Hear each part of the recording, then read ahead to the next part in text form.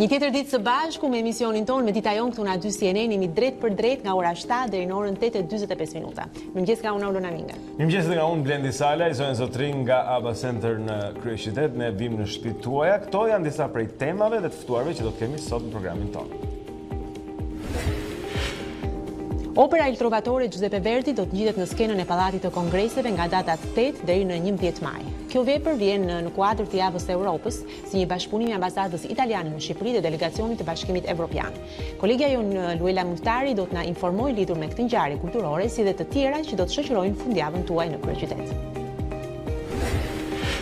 Shqipëria mbar një pjesë të rëndësishme të trashëgimisë natyrore të Evropës dhe përfaqëson një ndër vendet e para në kontinent për sa i përket sipërfaqeve me vlera të larta natyrore në raport me sipërfaqen totale të vendit.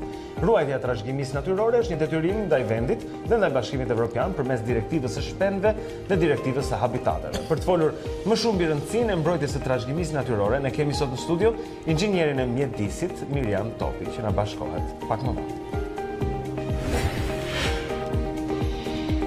Ndihmoni jetën është një qendër e ngritur 20 vjet më parë nga 2 prindër që dëshironin që vajza e tyre të mos kishte një jetë të kufizuar. Në fshatin Prush, pranë në kryeqytetit, sot Ndihmoni jetën, pra kjo organizat, ofron shërbime por edhe liri për njerëzit me aftësi të kufizuara intelektuale, një kategori persona që has ende shumë vështirësi dhe mospërfillje në vendin tonë. Do të flasim me ty nga pjesëtarët e organizatës, pas pak në Dita Jonë do të na tregojnë eksperiencën e tyre personale. Kermen Balili është shpallur fajtor nga gjykata e krimeve të rënda dhe është dënuar me 10 vite burg, por për shkak të gjykimit shkurtuar, pra ishte 15 fillimisht, por për shkak të shkurtimit është në 10 vite. Është ky një vendim që e çon atë në një burg të sigurisë së lartë, megjithëse është marrë pas ditën e së martës, pasi seanca është hyrë 3 herë më parë. Prokuroria pritet që ta apelojë këtë vendim në shkallën e dytë, por me shumë gjasa, të njëjtën gjë do të bëjë edhe Balili, i cili ka mohuar vazhdimisht akuzat. Kolegu ynë Armand Bajrami, i cili e ka ndjekur këtë çështje në gjykatat, do të na sjellë sot çdo hollësi lidhur me ta.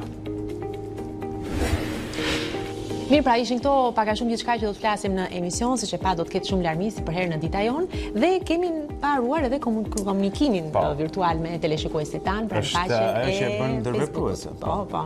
Sepse do të pyesim duke marrë shkak, duke qenë se një nga të ftuarit do të na çojë në një temë interesante çka të bëjmë me marrëdhënien që kemi ne me natyrën, duam të pyesim teleshikuesit pikërisht për këtë. Pra si mendoni ju, si do ta përshkruani marrëdhënien që shqiptarët kanë me natyrën, sa respektojnë atë apo e kundërta ndoshta? Këtë pyetje kemi hedhur në faqen tonë në Facebook, mund keni mundësi ta komentoni, kanë ardhur ndërkohë mjaft. Ja, tani nisim nga ti për shembull, se secili ka një opinion, një perceptim të vetin se si e kemi ne marrëdhënien me natyrën. Si ta gjykojmë në përgjithësi?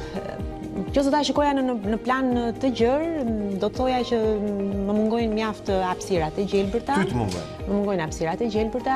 Shikoj që shikojmë natyrën sikur nuk është pjesë e jona, sikur është diçka që nuk na përket. Madje më bën përshtypje sepse edhe kur flasim në marrëdhënie që kanë shqiptarët, që do të thotë ne me natyrën, gjithmonë e shikojmë sikur shqiptarët janë një palë tretë që janë diku atje, nuk e di se ku. Por që jemi ne dhe kemi ne përgjegjësi, se është e lehtë të gjykosh, por pastaj lind pyetja, po ti vetë çfarë bën? Është interesante se si e trajtojmë natyrën ndonjëherë e trajtojmë edhe si Indianët e Amerikës mendonin se ti nuk mund të ishe nuk mund të ishe pronari i natyrës. Natyra ishte më e vjetër se ty, do të ishte mbasi ti të vdisje, po aty kishte qenë miliona vjet para teje dhe vetë koncepti që ti je pronar i natyrës është një gjë e përkorë në këtë kohë, është e çuditshëm për ata.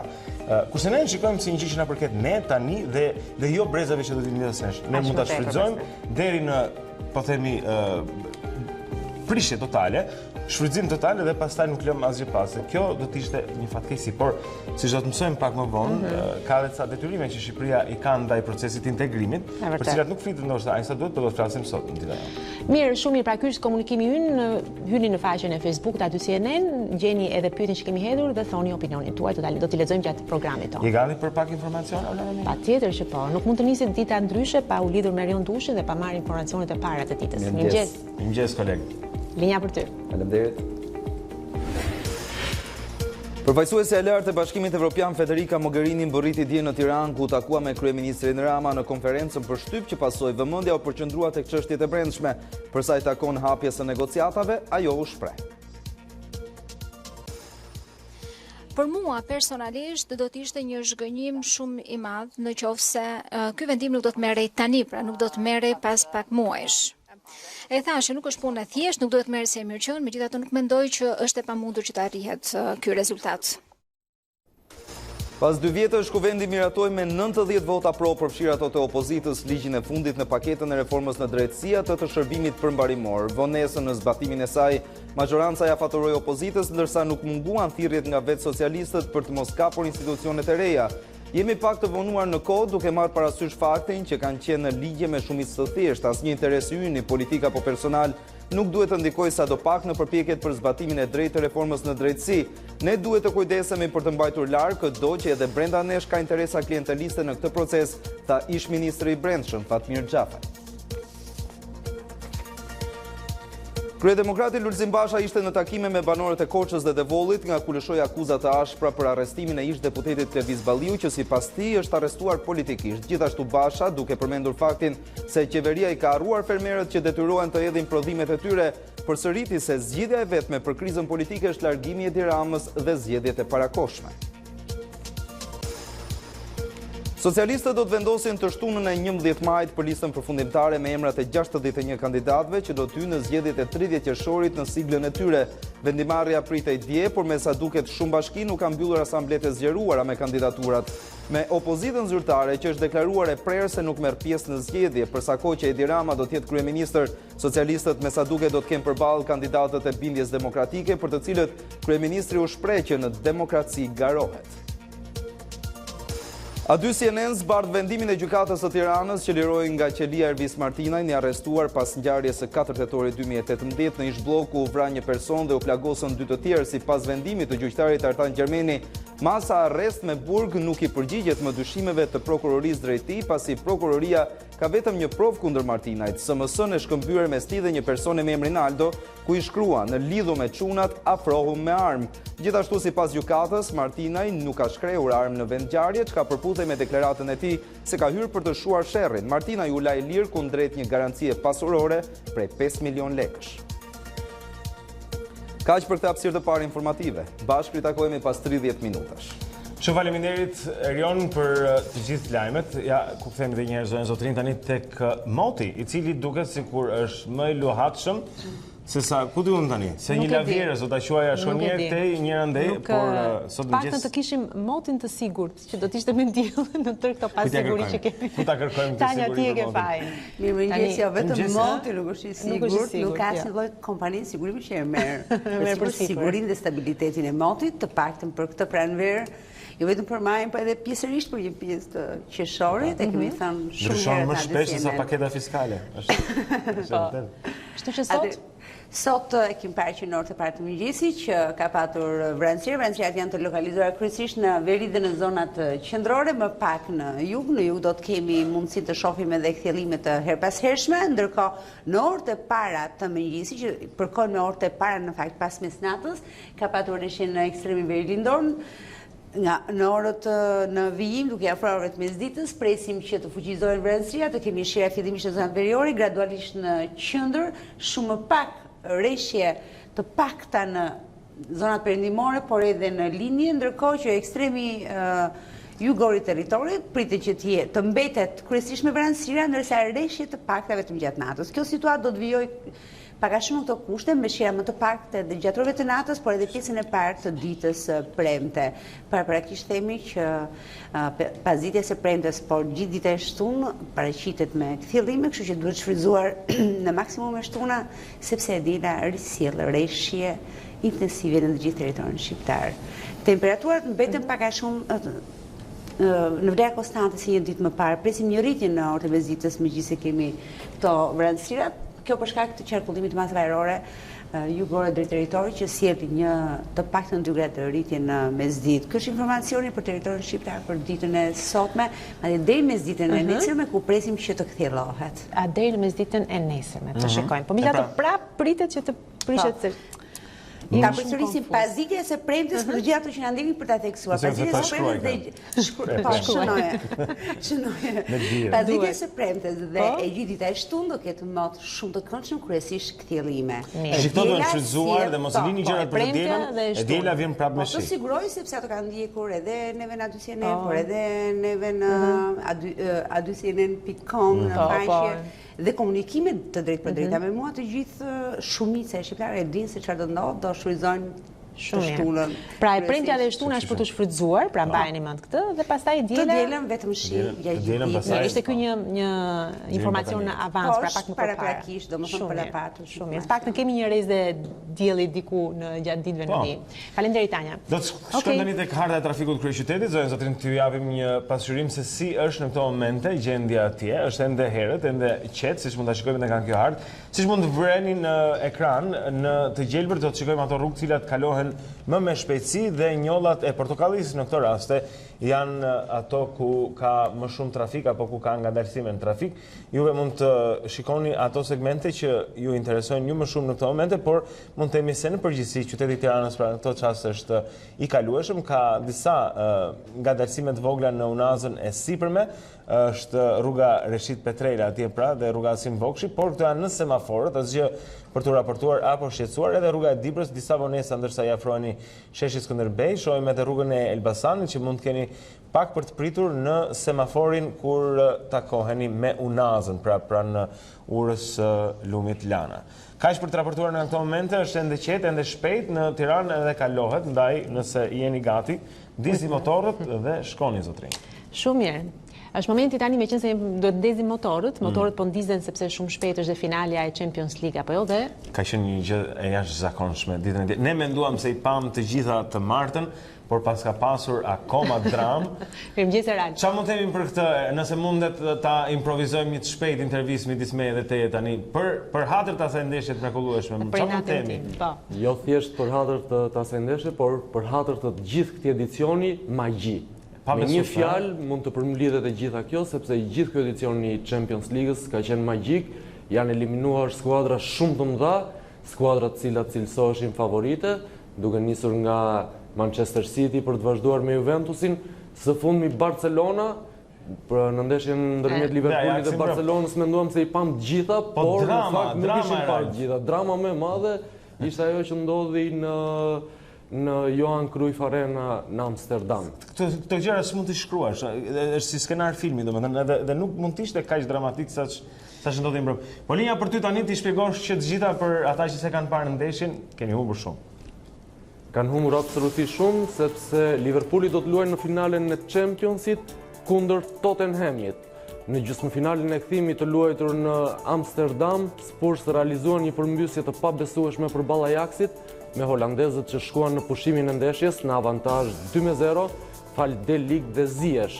Lucas Moura ishte heroi i Tottenhamit, fillimisht duke barazuar rezultatin në harkun e 4 minutave, ndërsa në fundin e kohës shtesë realizoi edhe golin e fitores 3-2. Me rezultatin e përgjithshëm në barazim 3-3, londinezët siguruan vendin në finale prej golave në fushën kundërshtare. Tottenhami është ekipi i parë që rikuperon disavantazhin e 2 golave dhe fiton një ndeshje gjysmëfinale të Champions League-s prej vitit 1999, kur diçka të tillë e realizoi Manchester United ndaj Juventusit. Spurs kishin vetëm 2% shanse për të përmbysur avantazhin 2-0 të Ajaxit në 45 minutat e mbetura të ndeshjes, por anglezët nuk reshtën kurrë së besuari dhe në fund ja dolën. Mbrëmja e së mërkurës në Johan Cruyff Arena konfirmoi përse futbolli është sporti më i bukur në botë.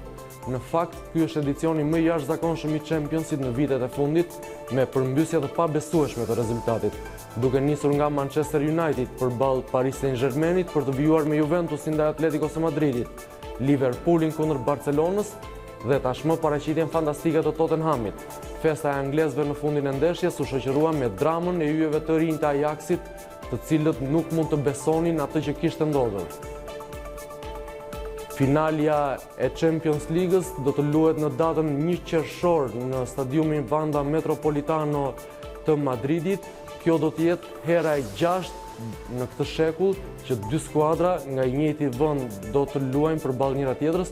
Kualifikimi ishte historik për Tottenhamin, i cili arrin ndeshjen për trofeun më të rëndësishëm europian për herë të parë në histori.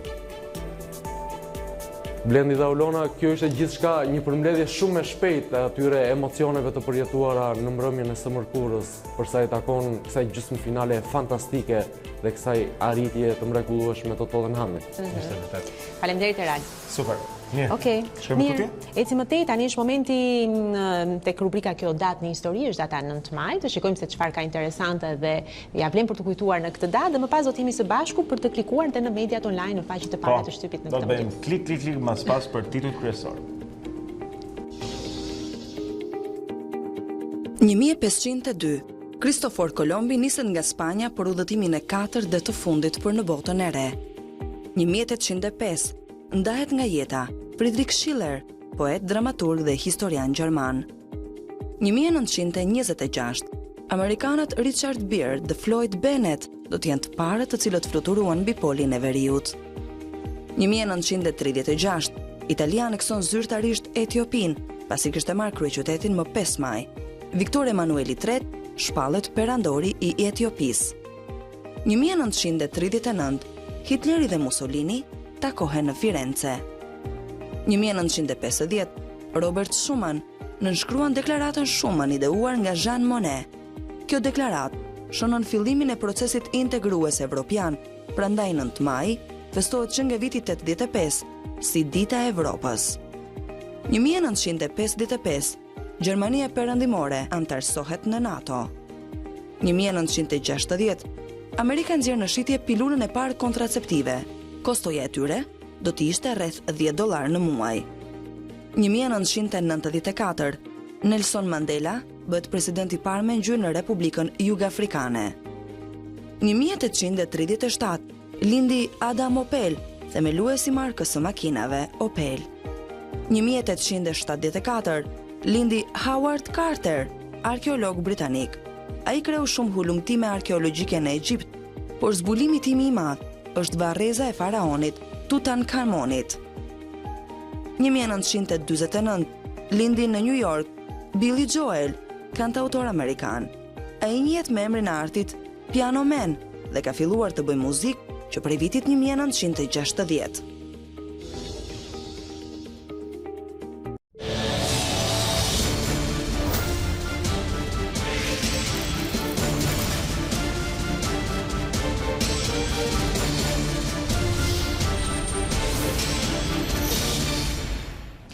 Mira, ku jemi sërish së bashku tani, është data 9 maj për të parë çfarë ka interesante dhe besoj që do të Dezi, si thon, do të zgjojë dhe kuriozitetin, kërshërin do të thoshte. Kërshërin apo kurreshtjen do të thoshte profesori.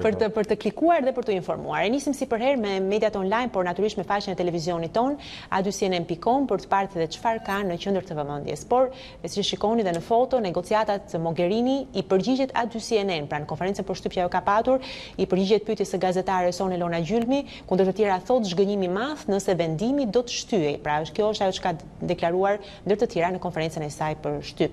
Mogherini nga Tirana, negociata të arritshme, por s'duhet të merren si të mirëqëna. Rama me Mogherini, kemi kryer detyrat, presim vetëm çeljen e negociatave. Por mund të lexoni gjithashtu siguria ushqimore, kush rrezikon 15 vite burg. Pra është kjo pyetja që ngrihet dhe që është diskutuar edhe në aty debat ku janë marrë natyrisht edhe përgjigjet e kësaj pyetje. Por ndër të tjera mund të lexoni pasurimi i uraniumi do të rritet, Irani të rriqet pjesërisht nga marrëveshja bërthamore. Papa në Ballkan, vizita në memorialin e Nën Terezës më e veçanta. Rama i përgjigjet Haradinaj, sa pa dal Facebook, budallajin e njihte vetëm shtëpia e vet. Pra, edhe kjo është një pjesë e shkëputur nga konferenca për shtyp dje. Mund të lexoni gjithashtu Rama të shtunën emër për kandidatët e bashkive. Basha, Balliu në arrest politik, por ne nuk trembemi. Dhe natyrisht pasqyrohet edhe e fundit që vjen nga sporti, nga futbolli, dramatike. Tottenham në finale të Champions, Ajax largohet mes lotësh. Por që shikoni, ka edhe momente të tjera që mund të klikoni nga edicionet e lajmeve dhe nga emisionet tona pra në faqen e a2cnn.com.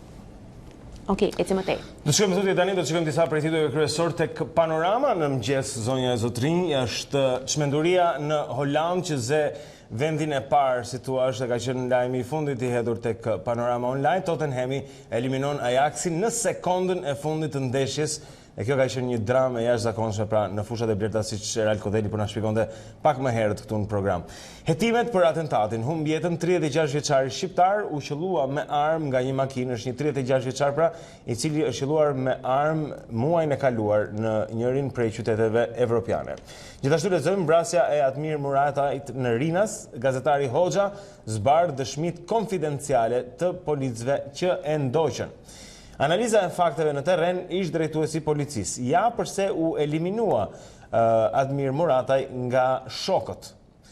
Analiza. Jemi në udhkryq si në krizat e 91-shit dhe 97-s me rrezikun për konflikte civile ose politika shtypse. Është lubonja pra që deklaron këto si të çlirohemi nga ekonomia kriminale.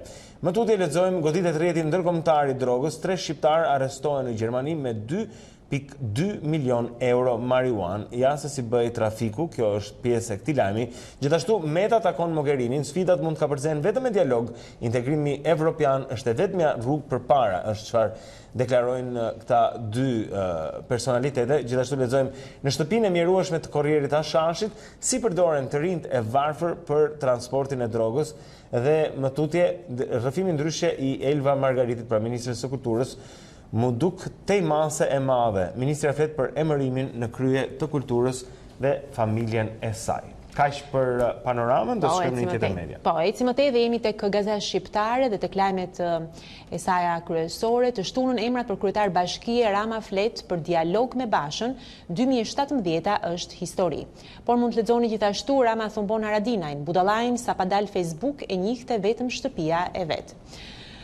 Rama me Mogherinin i kemi bërë detyrat e shtëpisë, meritojmë hapjen e negociatave. Parlamenti po i kthehet normalitetit, Myslim Rizi zgjidhet nën kryetar i kuvendit, pra është ky lajm që vjen nga Parlamenti shqiptar, kush janë 2 të arrestuarit e bandës Bajri që u liruan ditën e djeshme.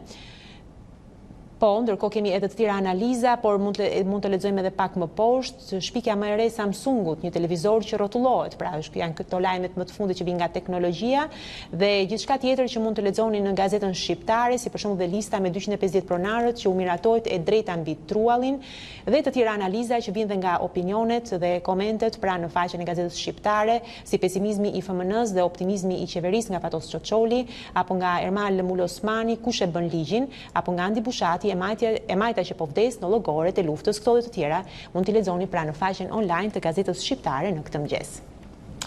Mirë, shkojmë tej, tani shikojmë disa prej titujve kryesor tek shqiptarja.com. Është kjo e përditshme që ka Mogherinin, e cila radhit 3 sukseset për Shqipërinë, punoni pandasi për integrimin në Bashkimin Evropian. Është lehtë ta thuash të punosh pandasi në Shqipëri. Gjithsesi, 3 sukseset e qeverisë shqiptare i radhiti shefja e politikës së jashtme e TBE-s Federica Mogherini në krah të kryeministit Rama pra në konferencën për mediat, shkruan në shqiptarja.com. Gjithashtu Bolino jap se ndërkombëtarët për herë të parë nuk po e ndërmjetësojnë këtë krizë, është një editorial pra nga Carlo Bolino tek shqiptarja.com. Mëtej Rama për kryetarët e bashkive do të vendosin të shtunën, PD dhe LSI po shkojnë në një rrugë pa krye, janë deklaratat e kryeministrit nga selia e Partisë Socialiste.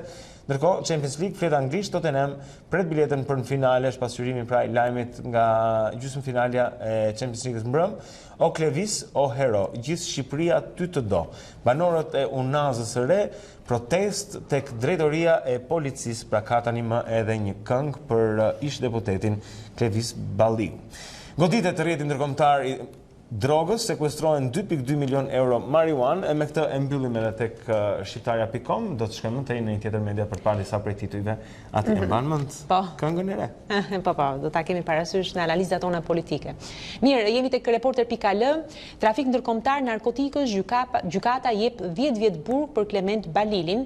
Gjykata e krimeve të rënda shpall fajtor Klement Balilin për krimin e të grupit të strukturuar kriminal dhe trafik ndërkombëtar narkotikësh dhe e dënoi atë me 10 vjet burg. Gjykimit të shkurtuar, prokuroria kishte kërkuar 12 vjet, ndërsa mbrojtja kërkoi pafajësi. Në fakt lidhur me këtë temë do të kemi pak më vonë dhe gazetarin ton Armand Bajrami, i cili do të na japë të tjera hollësi lidhur me këtë çështje dhe gjithçka që ka të bëjë me Klement Balilin. Por ecim më tej. Mund të lexoni tek reporter.al nga vendi, drejtuesi i prokurorisë së Pogradecit, Sotir Klapi, përballet me vettingun. KPK jap hetimet për gjyqtaren Fuat Vjerdha dhe bilanci vettingut, hetimet e KPK-s rrëzuan institucionet ndihmëse. Mund lexoni gjithashtu nga rajoni, deputeti Shtetit e Kosovës hartoi një rezolut duke akuzuar Serbinë për gjenocid. Ish-kryeministri në Arati Nikola Gruevski boton një libër, si dhe Papa Francesku, vizitë historike në Maqedoninë e Veriut. Këto dhe të tjera mund t'i gjeni në faqen online të reporter.al këtë mëngjes. I aratisur, por dhe shkrimtar. Kthehemi tani tek Monitor, zonja Zotrin, shohim familjet shqiptare në mbijetesë. 63% kanë deri në 50.000 lekë të ardhura në muaj. Shpenzimet që i duan një familje mesatare në muaj për të kryer një jetë dinjitoze janë gati 50% më të larta se sa të ardhurat që ata marrin. Kështu që ne bëjmë një jetë, po themi mesatarisht 50% dinjitoze në vendin 100%. Të dy punësuarit duhet paguajnë edhe 5.1 milion euro. Tatimet sqarojnë nëse mund ta bëjnë këtë me këste. Një tjetër titull tek Monitor është raporti i ERE për 2018. Institucionet publike mbeten problematike në pagesat e energjisë që konsumojnë. Seiko do të marrë masa shtesë për nxitjen e kreditimit të ekonomisë, një deklarat pra në Monitor nga guvernatori i Bankës së Shqipërisë Gent Seiko. Bergj, ekonomia shqiptare do të ngadalësohet në 2019 dhe 2020, rrezik përbën borxhi publik si dhe kriza politike. Këta janë disa prej titujve të freskët tek Monitor online sot në mëngjes. Ne do të shkojmë më tej për të parë titujt në një tjetër media. Po, eci më tej dhe do të jemi tani në Kosovë dhe te koha.net për parë titujt kryesor të saj. Telekomi fiton kohë deri më 15 qershor për t'ia paguar Z Mobile 26 milion euro. Sipas Abazit, Shqipëria po bie në ndikimin e Serbisë. Pochettinosh përthe në lot, falemderit futboll. Tottenhami fiton dramën në Amsterdam, titulli i Championship kthehet në Angli. Mund të doni gjithashtu parandalimi i tërbimit të kafshëve synohet me hedhjen nga ajri të 300.000 vaksinave. Mogherini fajson institucionet e Kosovës për ngecjet në dialog. Mora e pamundshme të shpjegohet momenti më i mirë në jetë. Mund të lexoni gjithashtu të gjitha komunat në krizë për letër, qytetarët mund të mbesin pa certifikata origjinale. Pra është ky një alarm që ngrihet në Kosovë dhe O'Connell ka ardhur koha që të ngrihet zëri qytetar ndaj korrupsionit në Kosovë. Këto dhe të tjera mund t'i lexoni duke klikuar në faqen online të koha.net në këtë mëngjes. Do shohim edhe CNN-in shumë shpejt, zonja Zotrin, tani në mëngjes. Njëra prej kolonave kryesore atje ka të bëjë me jetën brenda shtetit policor në Kinë. Ky është edhe titulli, është një ekskluzive CNN-it dhe tregon se si miliona ujgur jetojnë në një jetë ku ditë për ditë janë të përballur me postobllogje policie, kontrolle, kamera sigurie dhe tela me gjemba. Kjo është një pamje rrallë që CNN-i merr brenda territorit në Kinë, pra për ta dokumentuar atë që shkruhet në këtë titull. Gjithashtu, brenda të njëjtës javë, një tjetër student duhet të bëhet heron në Shtetet e Bashkuara të Amerikës për të shpëtuar shokët e tij nga një agresor me armë brenda territorit të shkollës. Kjo ndodh 2 herë brenda javës, është një gjë shumë e rrallë e shumë e trisht që vjen nga Shtetet e Bashkuara të Amerikës. Natyrisht tek CNN në pjesën e djathtë sipër të faqes pasqyrohet nga sporti edhe fitoria e jashtëzakonshme e Tottenhamit mbrëm në Amsterdam që përmbysi një rezultat pothuajse të vulosur një javë më parë. E gjithashtu, nëse doni të shikoni, ju sugjerojmë sot tek CNN-i që në qendër të faqes poshtë, shikoni aty ku ka me të kaltër, nëse mund ta klikojmë, janë disa prej vendeve më të bukura në botë ku nuk do të gjeni turist. Është bërë një listë pra pak e çuditshme e vendeve që janë tepër të bukura, por që gjithashtu nuk vizitohen për shkak të specifikave dhe CNN-i pra merr kohën për të bërë një listë të këtyre vendeve. Me të vërtetë me që mund të shohim shumë të bukura që duhet. Dhe të largëta dhe ndoshta edhe pak të njohura, të paktën ndoshta për ne me siguri si europian, por që kjo është dhe arsye mbase që janë dhe më pak të vizituara dhe me që jemi dhe në temë në fakt, me që flasim për raportin që të kemi me natyrën, janë vende që besoj natyra është mbret në absolutisht, edhe ajo peizazhe që po shikojmë apo jo. CNN-i është duke sugjeruar që në titullin kryesor është pse ti duhet shkosh në disa prej vendeve më pak të vizituara në botë. Ai plazhi që nga fantastik. Shumë i bukur. Edhe bosh.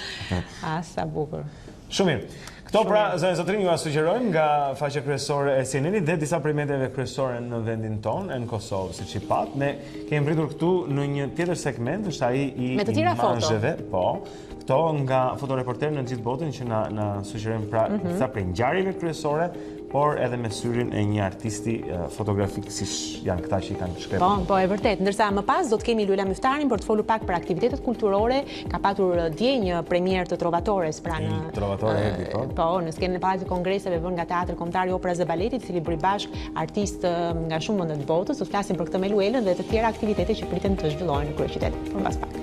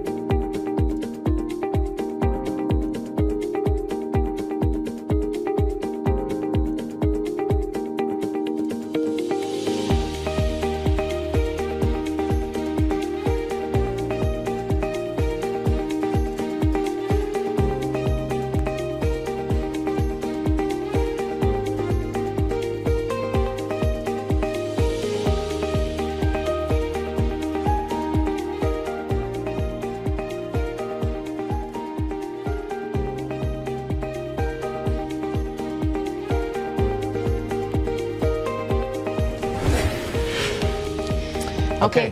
Ka ardhur Il Trovatore, nëse nuk e ke dëgjuar, Alona Minga është në Tiranë tani më. Il Trovatore, zonë zotrin, pati premierën mbrëm në kjo është skenën e Palatit Kongreseve. Kjo është Luela, mirëmëngjes. Mirëmëngjes. Kjo është e vënë nga teatri i Operës dhe Baletit. Po, kryesisht janë artistët e Teatrit të Operës dhe Baletit, të cilët sjellin Il Trovatore, por sigurisht me një regji italiane, me një produksion skenografi, po themi italiane, meqense Verdin e kemi nga Italia, një bashkëpunim mjaft i mirë me ambasadën italiane, por po ashtu edhe me Bashkimin Evropian. Do thotë kemi marrë artist nga gjithë bota, edhe nga Beogradi, po themi një eksperiencë vërtet e bukur e artistëve të Teatrit të Operës dhe Baletit që do të ngjiten në një produksion të këtij lloji, po themi shumë europian në ditën apo në javën e Europës. Javën e Evropës. Shumë mirë. Besoj që kemi një kronik për premierën e djeshme. Shumë mirë, ta ndjekim. Pas një heshtje të gjatë, një mbrëmje godinës së Teatrit Kombëtar i hoqën shkronjat, ndërtesa u zua pato. Thjesht u vodhën natën si hajnë nga bashkia, duke shkelur ligjin edhe duke dhunuar institucionet, dhe ne i vendosëm përsëri ato shkronja në mes të ditës. Kjo është diferenca mes nesh dhe këtyre minjve të pushtetit. Ata që rikthen çdo ditë aty për ta mbrojtur artistë dhe njerëz të thjeshtë, ata që sot janë pjesë e aleancës për mbrojtjen e tij, vendosën të rikthenin të njëjtën pamje ndërtesës. U mblodhën gjithë qendërcarët që kanë një vit 7 muaj, na kërkuan që të mbledhim fonde. Ne thjesht e bëm fizikisht, mua më vinte shumë zor ta bëja se si më duket marr lek nga tjerë dhe kisha shumë vështirë. Dhe mbasi më thanë bi 30 vet bëje, të lutem bëje, e bëm edhe për të vërtetuar, domethënë që ne i bëjmë gjërat konkretisht. Shpirtërisht nuk doja që ta kryeja, mirë po ma kërkuan se më thanë njerëzit që me këtë simbolik ne do të tregojmë që mund të mbledhim fonde edhe për të restauruar teatrin. Po kush e hoqi shkronjat, kush duhet të mbante përgjegjësi dhe çfarë thuhet zyrtarisht? Kur flasim për disa gërma që hiqen, vjen, mistere, përgjegjësi, ministria se sa është përgjegjëse për një shkronjë apo jo, është vërtet përtej politikës. Është thjesht për të bërë një lajm sensacional, për se si e shikoj unë. Për më tepër, dhe i rikthehemi po gjithmonë një fokusi të cilin para mirë e diskutonim edhe së bashku, edhe me aleancën, edhe me ju, edhe në ambientet e ministrisë time. Ishte detyrë të gjitha institucioneve shtetërore, e prokurorisë që tetonte, e firmës që merret me sigurinë e godinës, e ministrisë, e drejtorisë teatrit kombëtar, të gjitha institucionet heshtën. Dje kur morën shuplakën e rënd nga ana jonë, morale, artistike, qytetare dhe si duan ata, qoftë edhe ligjore, se është edhe një lloj shuplake ligjore, doli Zysha me mjemër pice, ministre me mjemër pice, unë s'kam parë dhe tani thotë po binin gërmat. Pse nuk i jeton kush i mblodhi, kush ai bamirës që i mblodhi që ato gërmat mos ta binin kokës neve. Unë i bëj thirrje ndërgjegjës saj që të ftyllohet në një moment dhe ta shikojnë veten si njëri të kulturës.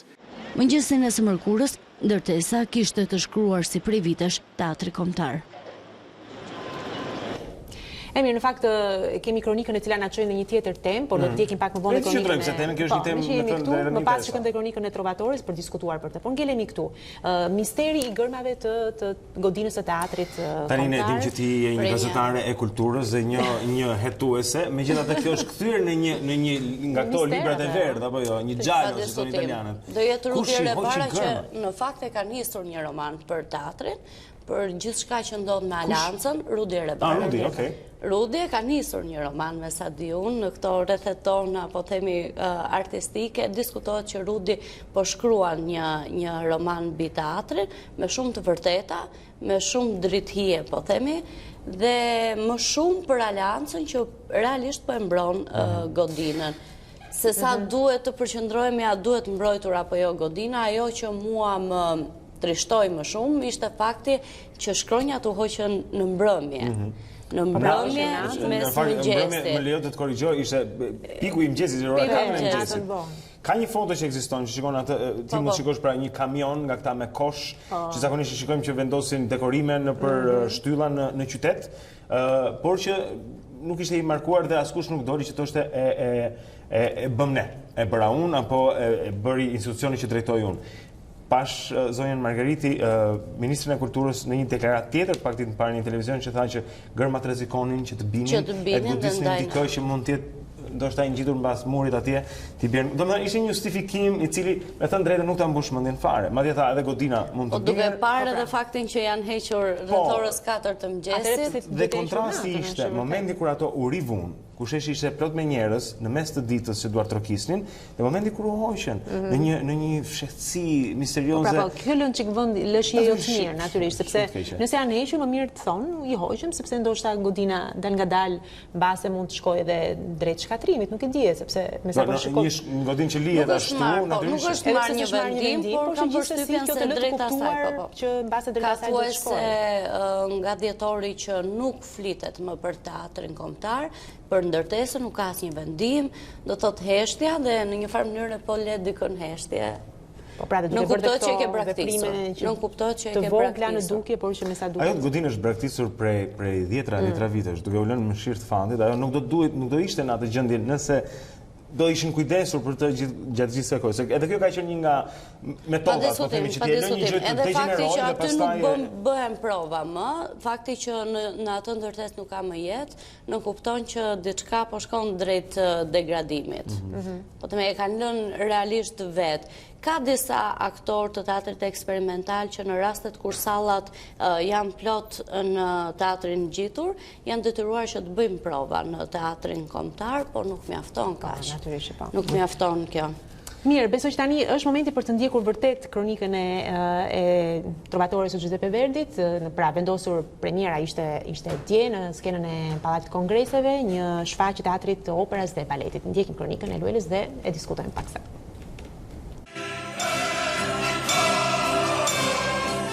Me një produksion ndërkombëtar që bën bashkë artistë huaj dhe shqiptar, me një skenografi ndër më të mëdha të realizuara ndonjëherë nga Teatri Operas dhe Baletit, dhe në regjinë e një italiane që është rritur me Verdin.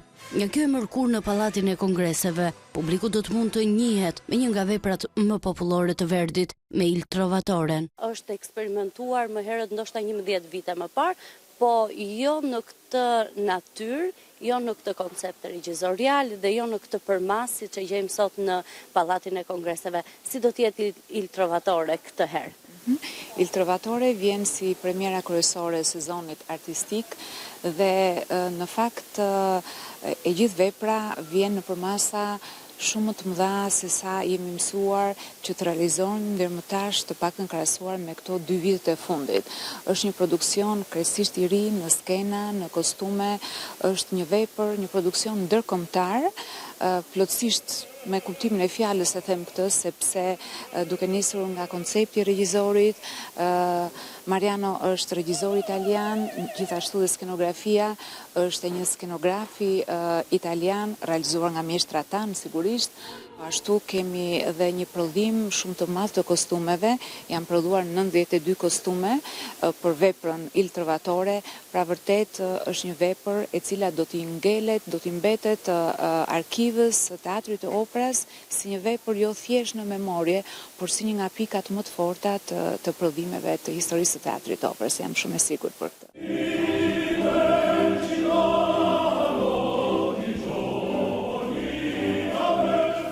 Sa kohësh punohet për një bashkëpunim të këtij lloji, po themi edhe me teatrin e Beogradit, po edhe me ambasadën italiane, kam përshtypjen se është një punë e gjatë për te provave. Ne kemi mbi një vit që kemi nisur projektin Il Trovatore, madje kur për herë të parë ja prezantova në zyrën e tij ambasadorit italian, tha o Zana, sfidë e madhe, dhe të mendosh që ju jeni dhe pa teatrin tuaj.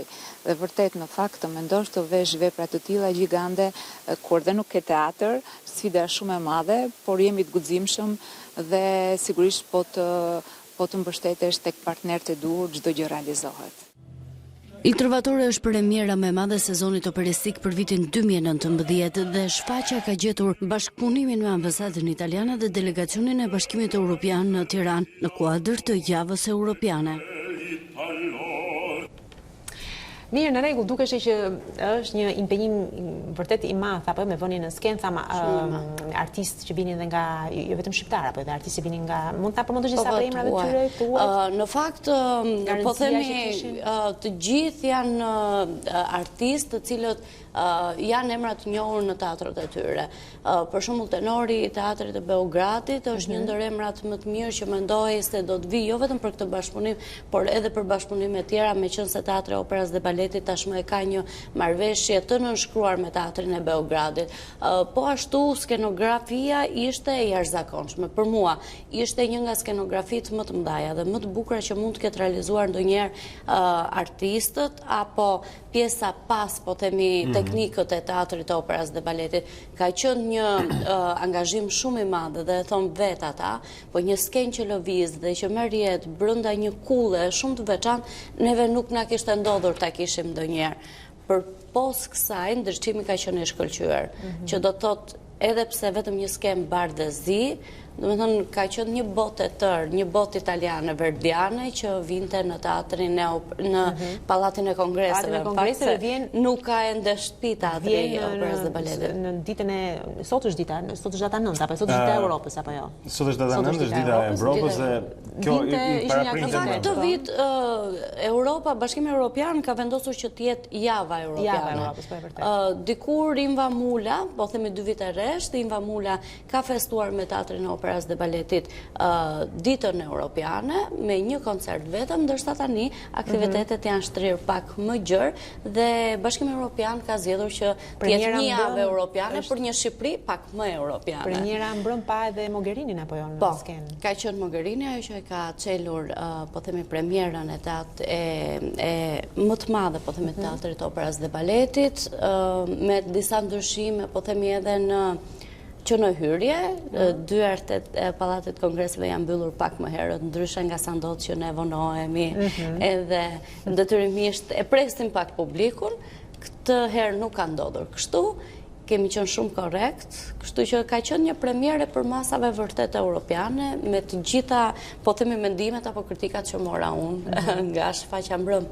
Mirë, dhe i vazhdon, apo vazhdon të jetë në skenë? Po, vazhdon, do t'jetë për 4 ditë në Pallatin e Kongreseve, për 4 ditë. Sigurisht me një kast të ndryshëm, po themi artistësh, sepse nuk mund të përballohet 3 ditë e njëjti kast, kështu që ndrohen artistët, ndrohen zërat, do keni mundësi ta shihoni ndryshe edhe ata që kanë parë. Edhe në versionin ndryshme nëse jeni të fiksuar për der, më shumë se një bilet, kështu që mund t'i gjeni ato. Okej. Mirë. Tikmon mirë. Përveç trovatorëve, çfarë kemi tjetër në kryqëzim? Në fakt mund të themi që është fundjava e klasikëve. Do të ketë muzikë klasike dhe në Art Urbina, pasi vjen në festivali Different Trains, që sjell për çdo vit Vloren Xhafa dhe bashkë me të ka sjell dhe shumë artistë të tjerë. Për shembull, vetëm dje në teatrin Art Urbina kanë qenë Enxhinini, nëse e mbaj mend, por luante në violin. Unë kam mundur të realizoj disa plane, po që edhe mund t'ja shfaqim publikut. Është rikthyer Arben Spahia, një violinist shumë i mirë. Pritet që të vit Edi Papavrami me datë 13, gjysmat e biletave janë shitur. Kështu që mund të themi që është një fundjavë klasike që do të vazhdojë edhe për gjatë javës me muzikë shumë të mirë. Me muzikë, unë kam marrë vesh që Edi Papavrami do të luajë Beethoven.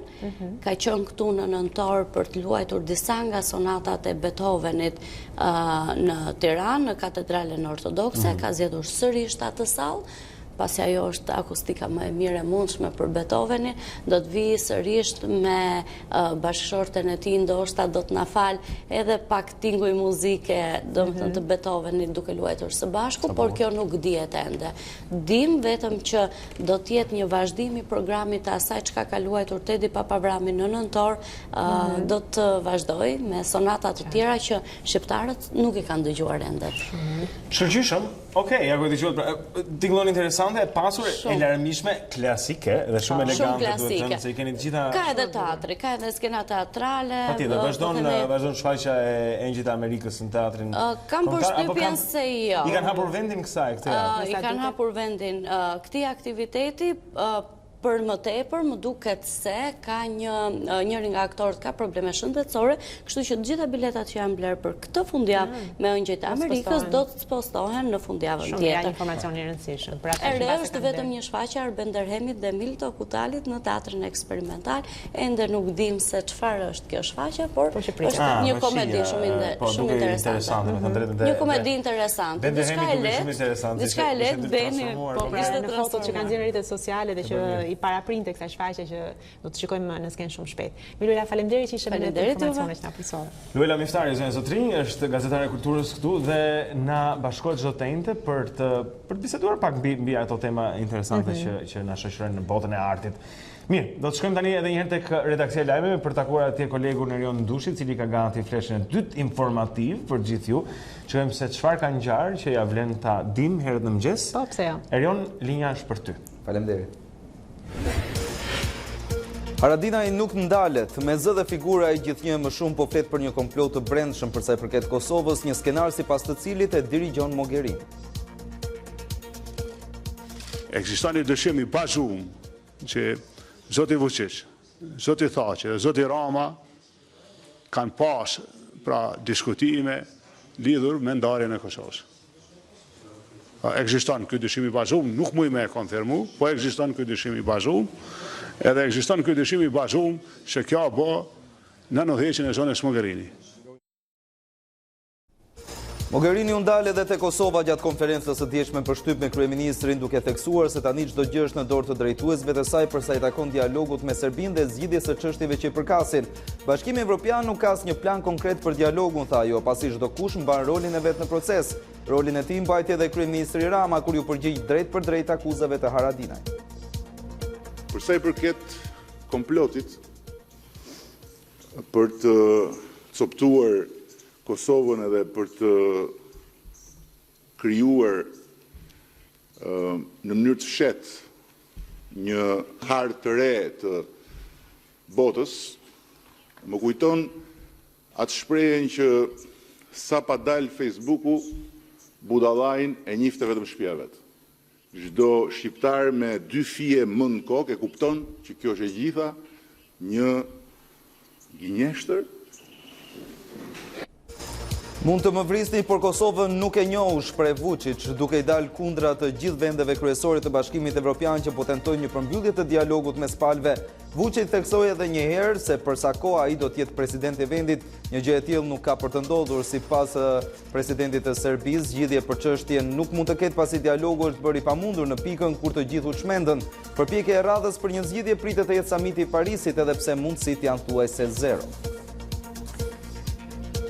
Politika nuk ka ndërhyrë në përzgjedhjen e prokurorit të përgjithshëm, edhe pse Arta Marku është një kandidate e zgjedhur me vullnet të mazhorancës në dhjetor të 2017-s. Kreu i Këshillit të Lartë të Prokurorisë, Gent Ibrahimi, një javë nga mbyllja e garës për prokurorin e përgjithshëm, në një intervistë ekskluzive për A2 CNN, deklaroi detajet e procesit të përzgjedhjes së kreut të akuzës, ku nuk përjashtoi emrin e Arta Markut si favorite në garë, duke hedhur poshtë çdo lloj aludimi për konflikt interesi. 8 shtete europiane kërkojnë mbështetjen në një strategji ambicioze për të luftuar ndryshimet klimatike, e cila në thelb ka shpenzimin e çerekut të gjithë buxhetit Bashkimit Evropian për këtë çështje. Deklarata e përbashkët thotë se Unioni duhet të ketë zero emetime të gazërave serë deri në vitin 2050 të paktën. Dokumenti është nënshkruar deri tani nga Franca, Belgjika, Danimarka, Luksemburgu, Holanda, Portugalia, Spanja dhe Suedia.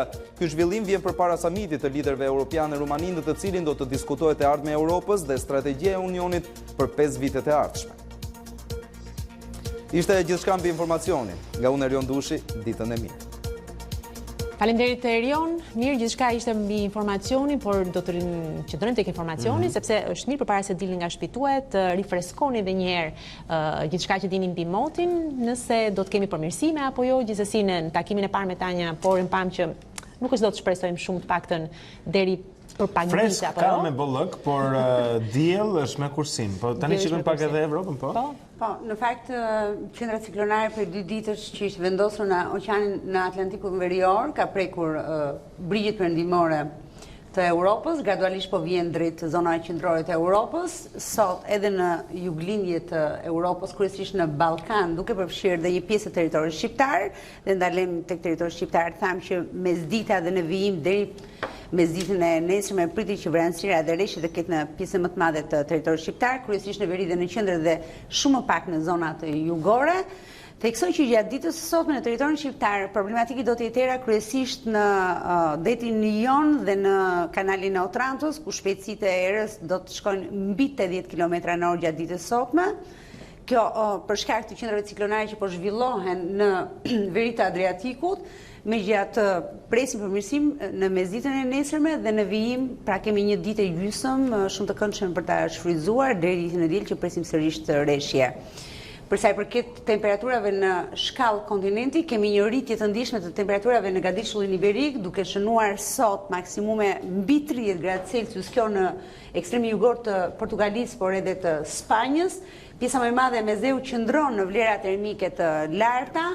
Kemi një rënje të temperatura vetëm në ato zona ku po kalon kjo stuhi ciklonare, pra perëndimi, aktualisht gjatë ditës sot me qendra dhe një pjesë e veriut të Ballkanit. Sigurisht që në ato zona ku ka stuhi dhe vranësira dhe shira do të ketë edhe rënje të temperaturave. Megjithatë, kjo rënje është e përkohshme pasi presim që të paktën në Ballkan, por kryesisht në territorin shqiptar, të kemi rritje të temperaturave gjatë mesditës të premtes, por edhe gjatë ditës së shtunë një rritje të ndjeshme. Ky është informacioni për Ballkanin, kontinentin, por edhe një rifreskim për territorin shqiptar. Pra sot pjesa e dytë e ditës deri nesër në orët e para të së premtes, parashikoj që të ketë kryesisht shira në pjesën më të madhe të territorit shqiptar dhe intensitetet të konsiderueshme të shira do të ketë veriu, por edhe qendra, më pak pjesa tjetër e territorit. Ky është informacioni. Theksojmë që era do të jetë problematike gjatë ditës së sotme, të paktën në nivon në mbrëmje. Faleminderit Tanja për gjithë informacionin. Të gjitha elementet e një dimri të vogël janë prezent këtë maj, po. Do të shikojmë pak trafikun në kryeqytet në këto momente, zonë zotrin, për të parë se si është situata në këto momente. Në hartën që ju keni në ekran me të kuqe, me vishnje dhe portokalli shënohen ato zona ku trafiku është më i ngadalt, ndërkohë që në të gjelbër do të shikojmë ato rrugë ku kalohet shpejt. Sot mëngjes po shikojmë ardhin në Tiranë, ka vonesa, po shikoni, ndërsa afroheni pranë mbi kalimit të kamzës atje dhe shumë ngadalë vihet edhe drejt rrethotullimit të zogut të zi. Nëse mund ta zoomojmë jashtë dhe le të mos kthehemi në zoom, po le ta lëmë këtu pa e zoomuar më. Atëherë, shikojmë rrugën Teodor Keko, e cila ka vonesa ndërsa vjen dalja nga Tirana është më e vështirë, ndërkohë që hyrja në Tiranë është e ngadalë tek kur afroheni tek rrethotullimi i Shqiponjës. Rruga Dritan Hoxha është okej për këto momente, por ndikon pak rrugën Lord Byron dhe rrugën Don Bosco, e cila del me vështirësi në Unaz për shkak të trafikut atje. Do të shikojmë edhe se Unaza në anën tjetër është e ngadalësuar tek rrethotullimi i Shqiponjës, gjithashtu kryqëzimet e 21 dhjetorit dhe Vasishantos janë me ngadalësim. Ardhja nga kombinati drejt Tiranës, zonja e Zotrin, do t'ju marrë kohë, prandaj mund planifikoni për këtë. Rruga Siri Kodra vuan gjithë trafikun e Unazës, do të thënë Unaza e sipërme në zonën e stacionit trenit, pra rruga Ferit Gjajko drejt tregut industrial në të dyja drejtimet është e ngadalt. Kjo ndikon shumë rrugën Siri Kodra që e ka të vështirë të dalë në Unazë, edhe rruga e barikadave shikojmë se e ka gjithashtu të gjatë vargun e makinave që presin në semafor për të dalë në Unazë. Shohim rrugën e Dibrës, që është më mirë se sa ditë të tjera në këto momente. Gjithashtu, Unaza e poshtme ka trafik në zonën e Ministrisë së Jashtme dhe rruga Elbasanit, duke nisur nga qyteti Studentit, do të hasni vështirësi pra që në zonën e Pallatit të Brigadave e deri tek semaforin Unazë. Kjo rrugë pra, rruga e Elbasanit është e ngadalt, zonja Zotrin, në këto momente. Mirë, një informacion i nevojshëm edhe ky për të filluar ditën dhe për të kuptuar se si të lëvizni me makinat tuaja, por ndërkohë marrim një tjetër informacion të fundit të sportit, lidhemi me Eral Kodhelin në studion e lajmeve për të mësuar se çfarë të tjera interesante do të na informoj ai.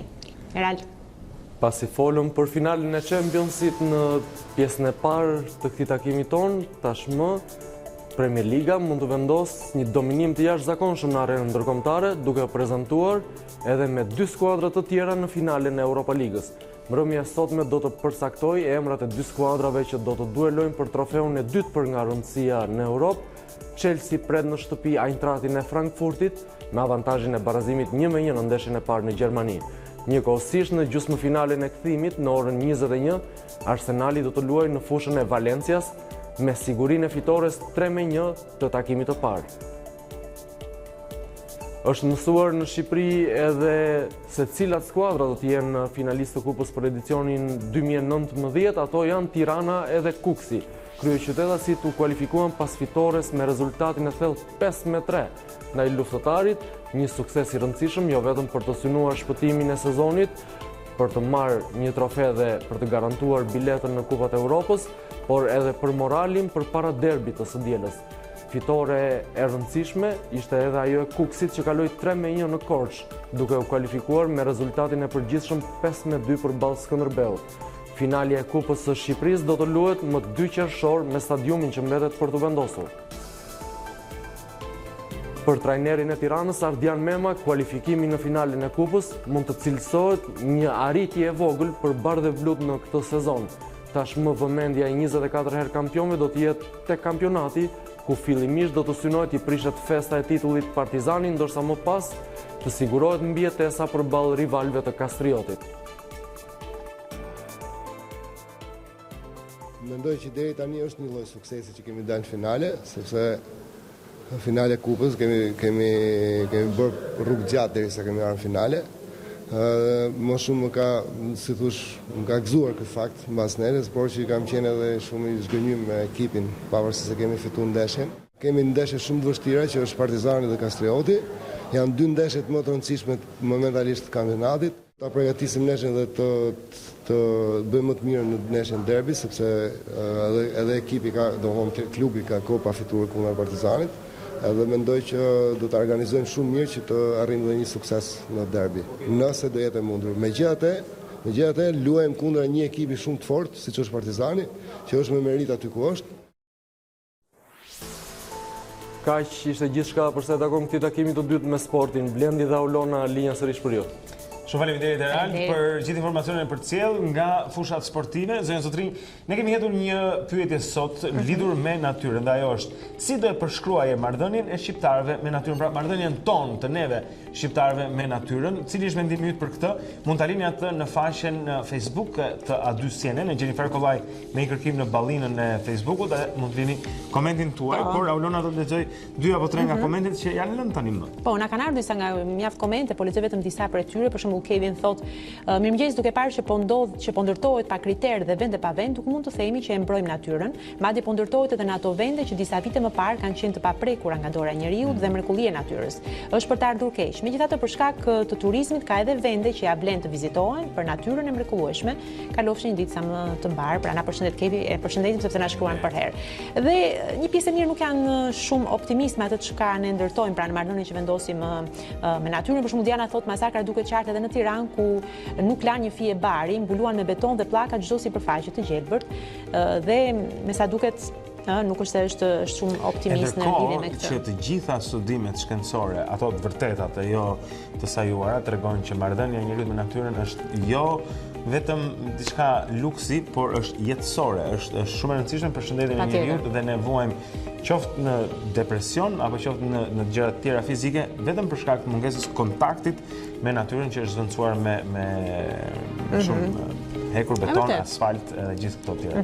Në fakt do të flasim, do të ngelemi këtu te kjo temë mbas pak me të ftuarin ton, do të jetë Miriam Topi, inxhinier mjedisi, me cilin do të ngelemi jo thjesht tek natyra, por mbi të gjitha edhe mbi atë pasurinë, si mund ta quajmë? Trashëgimi natyror është një pasuri, e the shumë bukur, që pasuri e vërtet që Shqipëria e ka, dhe e ka me bollëk, me thënë drejtën, në krahasim me vende tjera, dhe në përqindje të territorit të vogël që Shqipëria ka, kemi natyrë shumë të mirë, por që duhet ta mbrojmë. Dhe Miriani do na tregoj pak se ku jemi në këtë proces. Mirë, i kthehemi pas pak minuta publicitet dhe të jemi sërish në studio.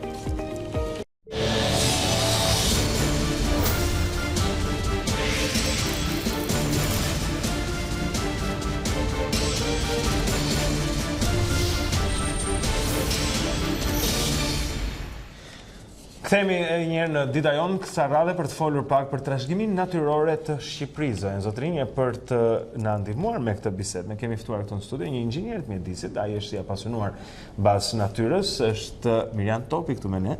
Mirëmëngjes, ai vjen nga PNEA, siç quhet PPNEA, siç quhet organizata ku ti bën pjesë. Po le të flasim pak, Miriam, për këtë, pra për trashëgimin natyrore të Shqipërisë. Sa kemi dhe pse është e rëndësishme që ta ruajmë në vijat përgjithshme fillimisht. Atëherë mirëmëngjes dhe shumë faleminderit për ftesën. Atëherë unë dua ta filloj duke thënë se vendi ynë ka një pasuri të madhe natyrore, një trashëgimi të madhe natyrore, dhe si kuriozitet mund ta them që vendi ynë është ndër vendet e para në Evropë për sa i përket porcionit sipërfaqes me vlera të larta, krahasuar me sipërfaqen totale të vendit. Në vendin tonë, sipërfaqja me vlera të larta natyrore, duke përfshirë këtu të gjitha rrjetet ekologjike, qoftë rrjetin kombëtar të zonave të mbrojtura, qoftë rrjetet ndërkombëtare të ekologjike për zonat me vlera të larta natyrore, shkon rreth 60% të sipërfaqes territorit të vendit, çka mund ta bëjë një nga vendet 60%. Rreth 60%, çka mund ta bëjë një ndër vendet e para në botë për sa i përket sipërfaqes me vlera të larta natyrore krahasuar me sipërfaqen totale të vendit. Ndihmon vetëm me një gjë. Kur themi sipërfaqe me vlera të larta natyrore, çfarë nënkupton kjo? Nënkupton sipërfaqe natyrore të cilat mbartin një biodiversitet të lartë dhe të rrallë. Pra në nivel rajonal, por edhe më gjerë. Pra flora dhe fauna, po themi këtyre vendeve është e rëndësishme për planetin. Ka bimë të mira, ka kafshë të rralla, ka gjitar, krijesa, po i quaj gjallësa si duash. Po ka specie, ka një diversitet llojor të madh, si dhe ka lloje të cilat gjenden në këto habitate dhe janë të rralla. Jo vetëm për vendin tonë, por për gjithë rajonin, disa edhe për gjithë botën, sikurse është për shembull rasti i kalit qyqes, që është lloj i rrezikuar në nivel global. Ky 60% do të thotë që ne jemi tolerant apo jemi jo të vrazhd me natyrën? Çfarë tregon kjo? Kjo tregon që kjo është fakt dhe tregon që ende në vendin tonë një sipërfaqe e tillë është e dalluar, është e njohur në nivel kombëtar dhe ndërkombëtar si zonë një rëndësie të veçantë për sa i përket trashëgimisë natyrore. Po çfarë do të ishin këto? Në përkthimin, çfarë do të shikonte syri kur shikon zona të rëndësishme? Do të shikonte laguna, Përrenj, Lumenj, Lugina, çfarë janë këto konkretisht? Flitet për shembull për Karavastan, se këto duhet të jenë zonat, po themi, disa prej tyre të paktën. Atëherë Karavastaja është një nga zonat e cila është pjesë e rrjetit kombëtar të zonave të mbrojtura, po Karavastaja për shembull është edhe zonë kyç për biodiversitetin ose zonë me biodiversitet të dalluar në nivel global, është gjithashtu zonë e njohur në nivel global për rëndësinë që ka për shpendët ose zonë e rëndësishme për shpendët në nivel global. Është zonë është ligatin e një rëndësie ndërkombëtare, pra është pjesë e rrjetit zonave Ramsar, por krahas zonave të cilat ndodhen brenda rrjetit kombëtar të zonave të mbrojtura, ka dhe zona të tjera të cilat janë pak të njohura, për shembull sikurse është parku ose më saktë zona, sepse nuk është park ende, por ne shpresojmë që të bëhet park.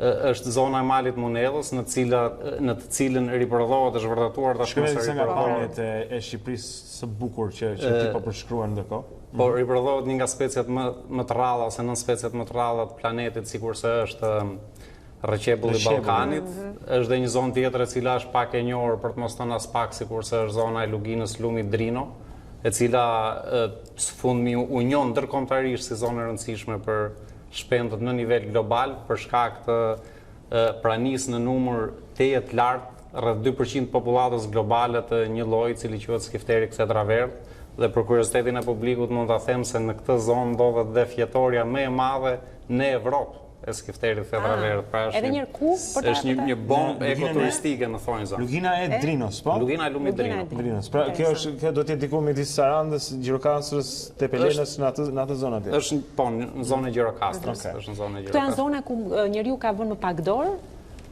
Që janë kaq të rëndësishme dhe mund të quhen trashëgimi natyrore? Jo domosdoshmërisht, por janë zona të cilat mbase në të kaluarën kanë patur dhe kanë patur, është e vërtetë që kanë patur një gjendje mjedisore më të shëndetshme, por ende në të sotmen është ruajtur një pjesë e kësaj gjendje mjedisore, po sigurisht që kanë pësuar një degradim dhe këto zona. Tani le të flasim pak për aspektin më teknik të çështjes.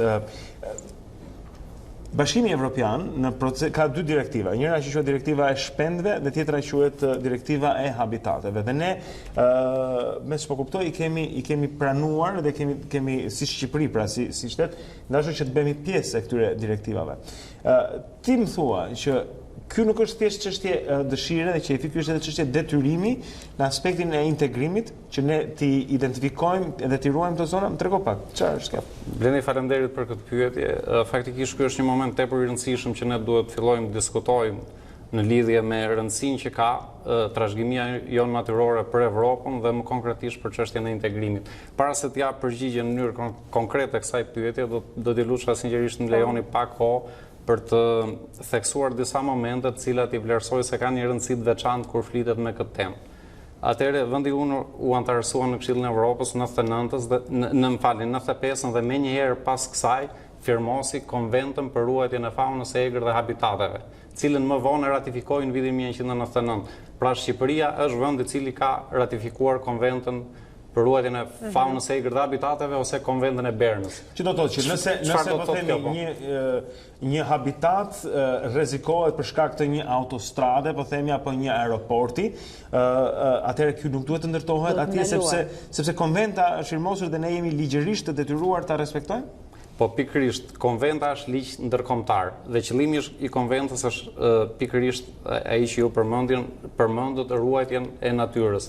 Po si e realizon konventa këtë qëllim, nëpërmjet cilave instrumenta? Një ndër instrumentet kryesorë është krijimi i një rrjeti të zonave me rëndësi të veçantë ruajtje, ose siç quhet ndryshe rrjeti i zonave emerald.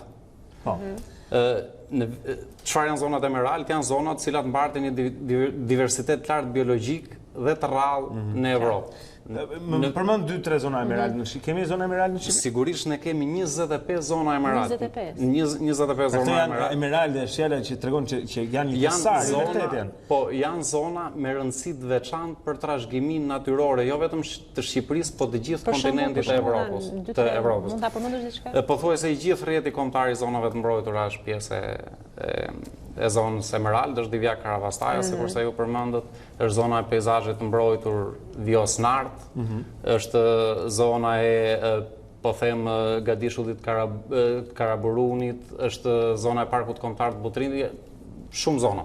Pra 25 zonë. Pra nëse është kjo një zonë emerald, ti the Karavastaja dhe mua më shkon mendja tek një mega projekt që qarkullonte para pak kohësh, kryeministri e reklamonte atë të një hoteli të madh që do bëj në një zonë emerald në Karavastaja, nuk ishte një investim i zotit Paksoli. Atëherë pikërisht kjo është tepër e rrezikshme në procesin e integrimit, nëse mund ta quaj kështu. Pse? Atëherë dikush me drejt mund thotë, shiko, këto janë zona emerald dhe nuk janë zona Natura 2000, kështu që ne kur të antarësohemi, këto zona do marrin status, do vlerësohen dhe do marrin statusin e zonave Natura 2000 dhe mëtej shohim se si është çështja. Por në thelb, zonat emerald dhe zonat Natura 2000 janë ekuivalente. Zonat Natura 2000 është një instrument që Bashkimi Evropian nga ana e tij ka krijuar për të përmbushur detyrimet që burojnë nga konventa e Bernës. Pra Natura 2000 është si UNESCO-ja e BE-s, por në një farë mënyrë. Në një farë mënyrë. Siç neve për shembull për UNESCO nuk mund të shkatrojmë shtëpitë në Gjirokastër sepse janë trashëgimi kulturore botërore, në të njëjtën mënyrë pra kemi detyrime që të ruajmë trashëgimin natyrore në kuadër të Natura 2000 apo zonave emerald. Absolutisht, nëse duam të integrohemi në Bashkimin Evropian dhe nëse duam të mos i krijojmë kosto procesit të integrimit, atëherë së paku rrjetin e zonave emerald që vendi ynë ka propozuar, sepse Shqipëria në vitin 2002 filloi procesin e vlerësimit dhe identifikimit zonave të rëndësisë së veçantë në vend, dhe vetë vendi ynë i propozoi konventës së Bernës një listë me 25 zona, duke i thënë, shiko, këto zona ja vlen të ruhen. Po, ne mendojmë se këto zona përmbushin të gjitha kriteret për të qenë pjesë e rrjetit emerald. Është kam parë në lagunën në Nart, që janë zojsht atje dhe mëshime, është ajo një zonë emerald? Narta është një zonë emerald. A nuk ndërtohet një aeroport në Nart? Pikërisht për fat keq ka plane për ndërtimin e një infrastrukturë në zonën e peizazhit mbrojtur Vjos Nart, e cila tjetërson komplet habitatin. Dhe sërish vendimarrësit në këtë pikë duhet të ndërgjegjësohen, duhet të vlerësojnë faktin se kjo zonë është një zonë kandidate si zonë emerald dhe vendi ynë mund të ketë kosto në procesin e integrimit, në qoftë se zona të tilla cënohen dhe tjetërsohen. Pra dëmtohet një pjesë e trashëgimisë natyrore të Evropës dhe sigurisht Evropa do mbajë një qëndrim në lidhje me këtë. Nëse cënohen këto siç po edhe ti po shpjegon, këto kosto që ti thua, cilat janë? Në sensin janë zona të cilat duhet të mbrohen, po ndërkohë planifikohen ndërtime apo planifikohet diçka tjetër për të bërë atje, sigurisht. Kosto cilat janë në fakt, sepse ne jemi mësuar që të mbyllim njërin sy dhe na duket se gjithçka më së kam do bëhet, siç bëhet gjithmonë edhe gjërat bëhen fakt të kryer dhe veç kur shikojmë një ndërtesë atje në një zonë që ndoshta nuk duhet ndërtuar. Në këtë rast, duke qenë se këto janë, si thua, kushte edhe për pjesë e integrimit të Bashkimit Evropian, duhet marrë seriozisht, besoj, se edhe pasojat duhet të jenë të konsiderueshme. Shiko, pasojat bien mbi prioritetin e parë kombëtar që ka promovuar çdo qeveri që mbas ndërrimit të sistemit, i cili është integrimi i vendit në Bashkimin Evropian. Dhe në kuadër të procesit të integrimit, vendi ynë ka për detyrë të zbatojë legjislacionin evropian. Në procesin e transpozimit të legjislacionit evropian, pra direktivës së shpendëve dhe direktivës habitateve, nëse lexohen raportet e Komisionit Evropian, aty thuhet që vendi ynë ka bërë një progres të madh. Dhe kjo është e vërtetë. Por çështja qëndron në procesin e zbatimit. Pra, ai legjislacion, për më tepër që është transpozuar në legjislacionin kombëtar, për më tepër është i detyrueshëm që të zbatohet. Dhe kur them kosto, nënkuptoj vonesa, nënkuptoj ndëshkime që vendi ynë mund të marrë nga organizmat europian për shkak të dhunimit të direktivës europiane të shpendëve dhe të habitateve, të cilën të cilat në kuadër të procesit integrimit është zotuar që ti adoptoj dhe ti zbatoj. Qartë. Pra, gjithsesi nuk është edhe kaq e lehtë apo jo, por jemi në kohë, është një betejë e cila ja vlen që të luftohet. Mirë, unë përgëzoj për edhe po themi ngritjen e zërit edhe alarmin, nëse duam, që këto zona janë të rëndësishme jo vetëm për natyrën, janë të rëndësishme për procesin e integrimit gjithashtu, po gjithashtu edhe për brezat që po vinë. Më kujtohet shpreha, duam Shqipërinë si gjithë Evropa dhe Evropa ka ca rregulla, me sa kuptojmë që nëse duam vërtet të jemi si ata, duhet dhe ne të jemi çik më kujdesshëm. Dhe mbi të gjitha ajo që kuptuam pak nga biseda që Shqipëria është me të vërtetë një vend i bukur në kuptimin e vërtetë të fjalës dhe kemi akoma gjëra për të cilat ja vlen të krenohemi, të mbulemi, por edhe të ruajmë. Sigurisht, për më tepër që këto hapësira kanë dhe një potencial shumë të madh ekonomik. Për shembull, sepse her pas here vihemi nën presionin që shiko se ju nuk e doni zhvillimin. Sigurisht që duam zhvillimin. Sigurisht që duam aeroporte. Jemi nga të vetmet vende në rajon me një aeroport. Sigurisht që duam 1, 2, 3 aeroporte. Unë i pari dua këtë gjë, po jo në zonat e mbrojtura. Jo të ndërtojnë një aeroport në një zonë e cila ka potenciale të jashtëzakonshme edhe ekonomike, edhe ekonomike sigurisht. Ekoturizmi është një motor i fuqishëm i zhvillimit ekonomik në shumë vende. Dhe ne kemi disa zona që kanë potenciale të jashtëzakonshme dhe qasja që ne ndjekin, hajde i marrim këto zona që kanë potenciale jashtëzakonshme dhe t'i shndërrojmë në zona që kanë potenciale të zakonshme. Ndërkohë që ka plot zona të tilla, të cilave mund t'u jepet vlerë nëse ndërtohen kjo lloj infrastrukture. Ka kuptim ajo që thua. Okej, mirë, është një shqetësim që ngrihet nga njëri që e njeh mirë këtë temë dhe e di mirë mjedisin. Këto janë bluza për ne, besoj, se mezi po prisja dhe po hidhja një vështrim. Shumë të bukura këto kanë të bëjnë, është logoja juaj apo? Këtu është kali qyqes, është një ndër llojet më të rrezikuara në botë, mbar statusin i rrezikuar në nivel global. Këto bluza janë prodhuar në kuadër të një projekti të ri live për kalin e qyqes. Dhe qëllimi është ruajtja e këtij lloji në Evropë dhe në të gjithë, domethënë, korridorin e shtektimit. Dhe ne shpresojmë që ta ruajmë. Faktikisht popullata në Shqipëri është shumë e vogël, është rreth 7 shifte. 7 shifte. Dhe 14 individ. Na duhet ndihma e gjithë secilit për ta bërë këtë. Na duhet dhe ndihma juaj, ju jeni në kontakt vazhdueshëm me publikun. Absolutisht, me shumë kënaqësi do të keni mundësi të flisni. Trajtoni këto tema. Që ta veshësh atë. Do ta veshëm patjetër. Okej, faleminderit Miran që ishe me ne. Mirë, ndërkohë do të shkëputemi, mos gaboj për pak, kemi fotot e ditës, por i shikojmë edhe një herë tjetër dhe më pas vazhdojmë sepse kemi të tjerë të ftuar, tema tjera interesante, mos u largoni.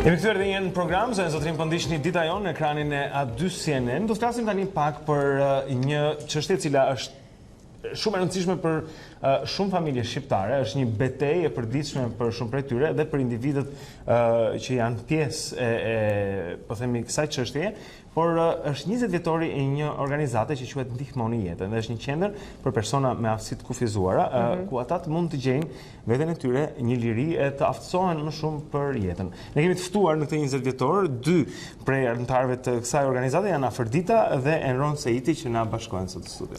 Mirëmëngjes. Mirëmëngjesi. Faleminderit që na ftua dhe na dhat këtë mundësi. Besoj që puna juaj është një betejë e përditshme, madomendja, sepse keni marrë përsipër një mision që është një angazhim i përhershëm dhe që ndihmoni shumë familje në këtë rast. Mund ta thoni konkretisht, duke qenë se jeni në 20 vjetorin e qendrës tuaj, nëse mund të përblidhesh me pak fjalë, çfarë keni arritur deri më sot? Është e vërtet që Shoqata Ndihmoni Jetën ka 20 vjet që është krijuar dhe është një organizatë e prindërve të personave me aftësi të kufizuar dhe normalisht ka lindur për të përmirësuar jetën e fëmijëve tanë. Ashtu në plot shoqata tjera që janë në këtë fushë, edhe ne si prindër në këtë periudhë e gjetëm me vend, sepse që të ngrihet një shoqat duhet të ketë habitatin e saj, duhet të ketë problematika të mëdha që ajo të përgjigjet këtyre problematikave. Kjo ishte edhe problematika e fëmijëve tanë, të drejtat e tyre, për realizimin e gjithë këtyre të drejtave. Ne menduam se duhet të ngrinim zërin, të ishim të fuqishëm, të bëheshim bashkë që t'i mbronim dhe këto të drejta. Prandaj, që në fillim misioni i organizatës ishte që të mbrojmë të drejtat dhe të forcojmë dhe të fuqizojmë statusin social dhe ekonomik të kësaj kategorie. A mund të bëj një pyetje personale, pse e krijuat këtë qendër? Nga nisi gjithçka? Nëse mund të tregoni. Pikërisht nga nevoja shumë e madhe për t'i bërë fëmijët tanë si gjithë të tjerët, për të mbrojtur të drejtat e tyre, për t'i realizuar në praktik këto të drejta. Dhe ne që në fillim jemi fut në shërbime sociale, edukative, psikosocio-edukative për fëmijët tanë. Dhe pse realizuam, dhe pse u futëm në këtë lloj shërbimesh? Në këtë periudhë shërbimet ishin pothuajse inekzistente. Pra ju kishit një fëmijë tuaj që kishte nevojë për më shumë kujdes dhe duhej që të bëhej diçka edhe për të tjerë. Po çfarë mungonte në Shqipëri? Pikërisht, unë jam nënë e Erionës, një vajzë me paralizë cerebrale spastike, e cila nevojën për shërbime kishte shumë të madhe, e kishte në kohën e duhur kur ajo ishte që në fillimet e saj, që në ndërhyrjen e hershme, por në atë lloj sistemi që lindi Eriona, shërbimet ishin jo vetëm inekzistente, por ishin në një drejtim krejt tjetër, në një drejtim mjekësor, që quheshin si të sëmurë dhe shumë gjëra tjera, por në këtë periudhë duhet të ndryshojë kjo paradigmë, duhet të futeshim në drejtimin social, këta njerëz janë si gjithë tjerë, duhet të punojmë ta të ishim pjesë e përfshirja, këto koncepte që kanë ardhur më vonë tek ne, po që ju i ofruat që në fillim. Që në fillimet tona neve kërkuam që fëmijët tanë të përfshiheshin në shoqëri si gjithë tjerë. Prandaj thash që të drejtat ishin baza e gjithë punës tonë dhe ngritja e shërbimet. Shërbimet janë bazë, nuk janë vetëm një drejtë, por janë baza dhe e gjithë jetës një personi. Në çdo fazë të jetës ti, që një person ta gjithë përfshirë ashtu si që është edhe e thatë shumë bukur ju bledi, duhet të marrë shërbimet e duar, duhet të mbështetet në rrugtimin e tij të gjithë përfshirjes. Flasim pak për situatën rënde, për të cilën bisedojmë. Flasim pak për situatën se si është tani, edhe pak për shifrat në Shqipëri, të personave me aftësi të kufizuara. E dim që ka qenë dhe një mentalitet i vjetruar, edhe që fatmirësisht tani më po te kalohet pak, ku njerëzit kishin turp, kur kishin familjen e tyre një persona me aftësi të kufizuara intelektuale, apo për çfarë do lloj arsye dhe i mbanin ata të mbyllur, i mbanin ata të izoluar, të paaftësuar për të përballuar jetën, dhe ndodhte që këta fëmijë ktheheshin në të rritur në të ardhmen, por në të rritur cilët nuk kishin gjendje që të kujdeseshin për veten e tyre. Ju po bënit kundërt, në thoni jo, këta mund të jenë të rritur që mund të kujdesen për veten e tyre, kjo do të cilë më pak kosto për shoqërinë, më pak kosto për prindërit e familjet. Më trego pak për te. Është shumë e drejtë Blendi, nëse do t'i referojmë shifrave, në Shqipëri ka rreth 50.000 persona me aftësi të kufizuar intelektuale. 50.000 nga 140.000 persona me aftësi të kufizuar totalisht, që janë 50.000 janë intelektual, që është një numër goxha i konsiderueshëm. Dhe duhet ta mendojmë që të gjitha njerëz kanë nevoja shumë të mëdha specifike, duke filluar nga mosha shumë e hershme, nga 0-1 vjeç sa më herët deri mbas 21 vjeçësh, që ata kanë programe të tjera. Situata nuk ka qenë kështu siç është sot, patjetër që ka përmirësime për sa i përket stigmës që hasin persona si të kufizuar, sepse ka qenë është vërtet që një kohë mbaheshin të mbyllur në shtëpi dhe kishin merak mos ta merrin vesh edhe persona të familjes, jo vetëm komshinët, po themi ose rrethi mjedisi ku ata jetonin. Organizatat kanë bërë një punë goxha të madhe gjatë 20 viteve, për shembull që edhe ne kemi qenë pjesë e organizatave dhe e mjedisit që punojnë për aftësinë e kufizuar, dhe mentaliteti ka ardhur duke ndryshuar, sidomos në qytetet e mëdha, por vazhdon akoma kemi raste të cilat kanë stigmën, por është përmirësuar situata. Dhe duhet ta kuptojmë që kanë shumë nevoja specifike, duke filluar nga mosha e hershme deri gjatë gjithë gamës së jetës. Gjithë shërbimet kudo në vendet e zhvilluara janë planifikimi i gjithë jetës së personit, jo planifikimi pjesë-pjesë i tij, siç ndodh në Shqipëri, që kemi një program, mund t'i përfshim në shkolla, mund t'i përfshim në shërbimet pjesërisht, por kjo duhet të ndodhi në mënyrë të mirë përcaktuar dhe gjatë gjithë jetës. Që është një farë mënyrë edhe mënyra e ndërhyrjes që ne kemi zgjedhur, duke përfshirë në ndërhyrjen e hershme për fëmijët me aftësi të kufizuar 0-7 vjeç që e bëjmë në komunitet, duke përfshirë me shërbimet e drejtë për drejta, duke përfshirë shërbimet për fëmijët që shkojnë në shkolla dhe kanë nevojë për shërbime ekstra, por duke përfshirë edhe pjesën e moshës mbas 21 vjeç, që në Shqipëri nuk ekzistojnë shërbime për persona me aftësi të kufizuar mbas moshës 21 vjeçare. Jo, sepse jam vërtet kurioze, sepse është temë shumë interesante.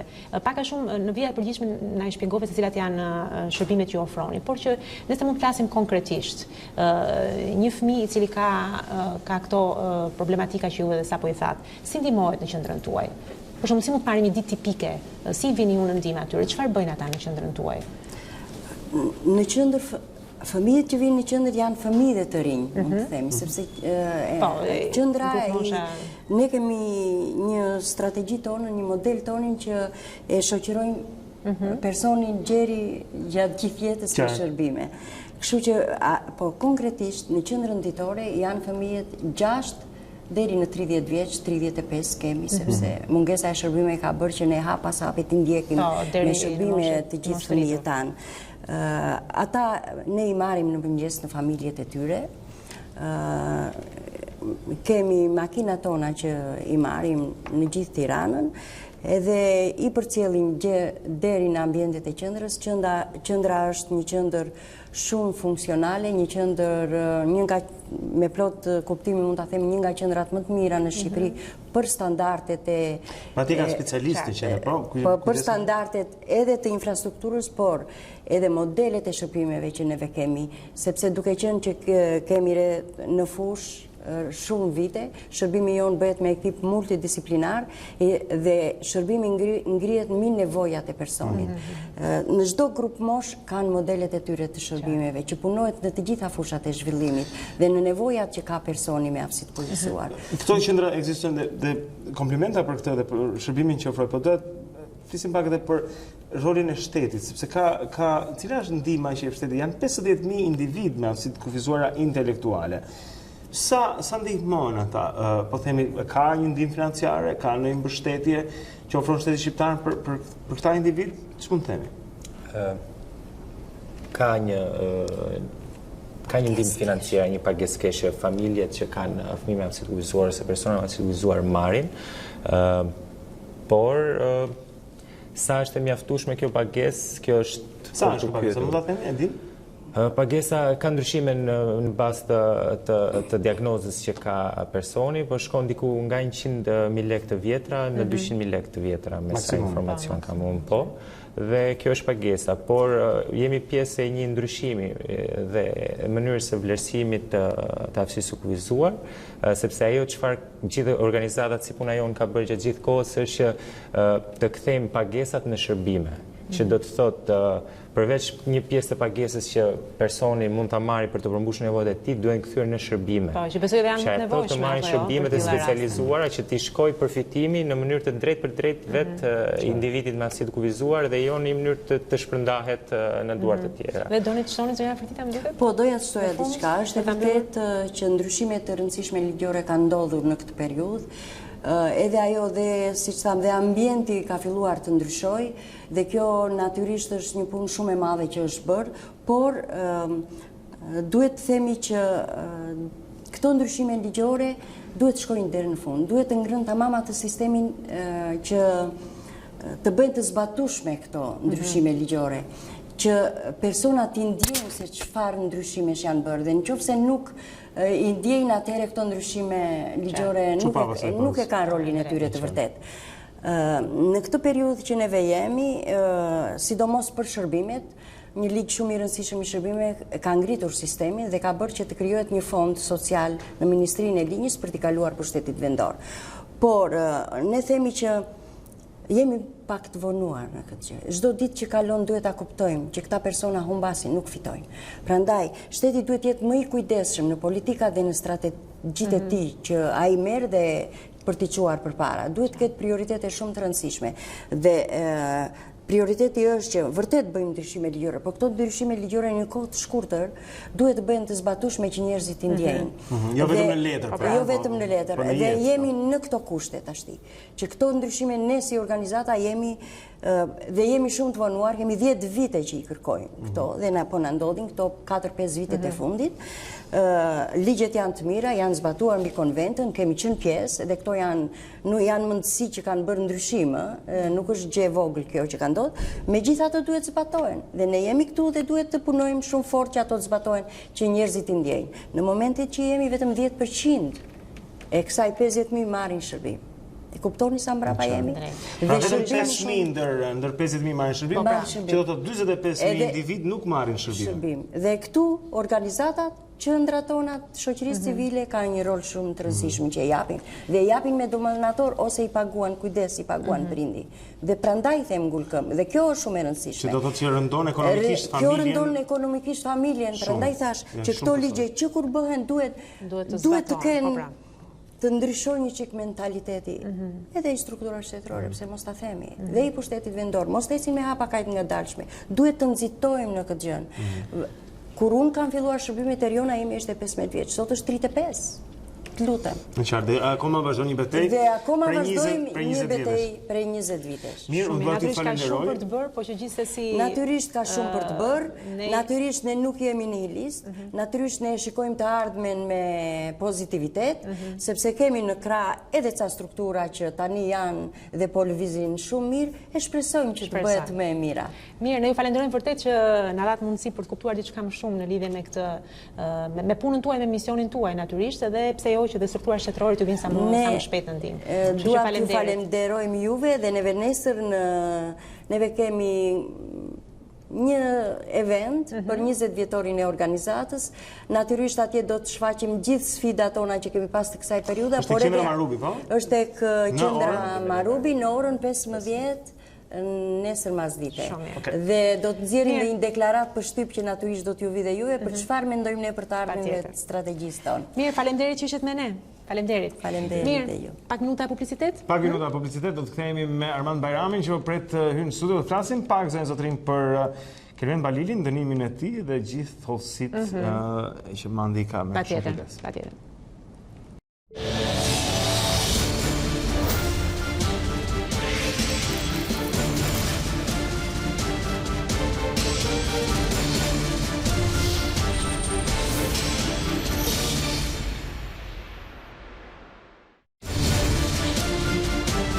Unë jam Ornella Joti dhe ky është A2 News.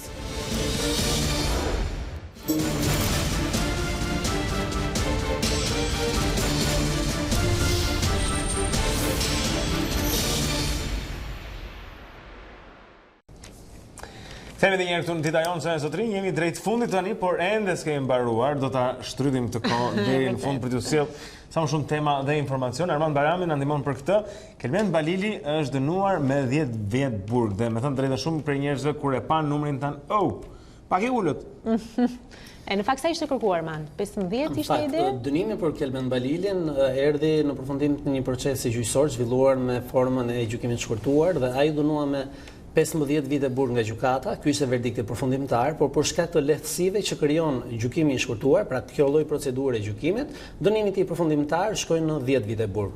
Në fakt kjo nuk përputhet të paktën me pritshmëritë publike, ashtu siç ju e thatë, një personazh shumë i lakuar këto vitet e fundit, i cilësuar, i etiketuar, të paktën një përcaktim një etiketim i importuar nga mediat greke si Escobar i Ballkanit, por që nuk i përmendur nga diplomat të lartë Shtetet Bashkuara të Amerikës dhe të tjerë. Etiketimi i Escobar nuk përputhej as me sasinë e kanabisit, për cilën ai edhe u fajsua nga gjykata e shkallës parë për krimët e rënda, pra bëhet fjalë për 680 kilogram, që në këtë botkuptimin shqiptar viteve të fundit është një gjë shumë e vogël, por gjithsesi vendimi përfundimtar ishte me 10 vite burg, që në të vërtetë, nëse do t'i referohemi marzhit të dënimit sipas kodit penal të veprës penale për cilën ai u akuzua është minimumi i dënimit. Pasi marzhi i dënimit është nga 10 deri në 20 vite burg. Prokuroria nga ana tjetër kërkoi 18 vite burg në pretencën e saj, disa javë më parë, por që edhe ajo për shkak të gjykimit shkurtuar shkonte në 12 vite. Pritet që të ketë një apelim të kësaj apo janë prokurorë të kënaqur me 10 vjet burg për Kelmen Balilin dhe mbetet këtu.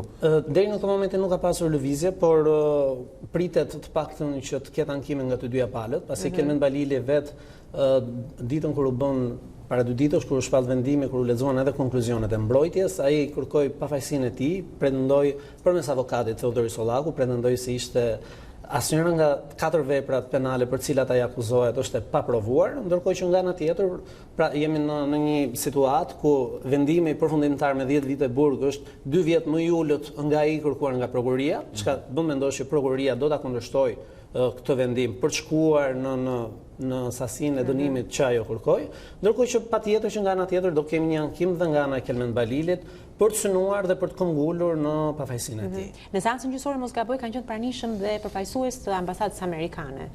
Është përse ky interesim në seancën e vendimit nuk ka pasur, por në fakt përfaqësues të ambasadës amerikane janë vërejtur në seancat më parashme të këtij procesi. Kelmen Balili ka qenë një emër shumë i përfolur. Sigurisht, ashtu tepër pastaj nga ishte ambasadori. Fillimisht për shkak se në momentet kur u lakua emri i tij, ai ishte një zyrtar në Saran, një zyrtar shtetëror, drejtori i transporteve në qarkun e Sarandës. Pastaj ai u arratis edhe më shumë emri i tij u përdor edhe politikisht, u bë një ping-pong politik, por patëm edhe ndërhyrjen dhe shprehjen e disa herë të diplomatëve ndërkombëtar, ashtu siç ishte ambasadori i Shteteve të Bashkuara të Amerikës në vend, i cili për disa herë me radhë në dalje publike përcaktoi nominalisht përmendi emrin e Kelmen Balilit si magjistar, pasi duhet kujtojmë. Kjo ishte thumë për policinë në fakt. Ishin që gjithë ishin ai smerret me magji, ishin thumbë dhe ishin dushet ftohta për policinë të herpashershme, pasi duhet kujtojmë që për Kelmen Balilin gjatë gjitha ratis tij janë organizuar nga policia e shtetit 16 operacione për arrestimin e tij. Të 16 të dështuara. Po pra. Disa pjesa më e madhe në zonën e Sarandës, ku edhe presupozohet që ai ka qëndruar pjesën më të madhe të kohës, pranë banesës. Jam kurioz për diçka tjetër. Por edhe në zona të tjera të vendit. Mandi, çfarë ndodh me pronat e tij? Le të themi që ky dënim qëndron, as nuk shtohet siç do donte prokuroria, as nuk zbritet siç do donte vetë Kelmen Balili, por le të themi se situata është kjo që është sot. Çfarë ndodh me porterin e famshëm Santa Quaranta? Paralelisht me hetimin penal ndaj Kelmen Balilit për trafik narkotikësh, për grup strukturar kriminal dhe për 2 vepra të tjera, fshehje pasurie dhe pastrim parash të konsumuara në Shqipëri, Prokuroria për krimet e rënda nisi edhe një hetim pasuror ndaj Balilit, identifikimin e pasurive të tij, që presupozohet të jenë të tij, që në të vërtetë nuk figurojnë në emrin e tij, por në emrin e familjarëve, por sipas prokurorisë këto janë pasuritë Balilit dhe të siguruar në veprimtari të jashtëligjshme, siç mund të jetë ajo trafiku drogës.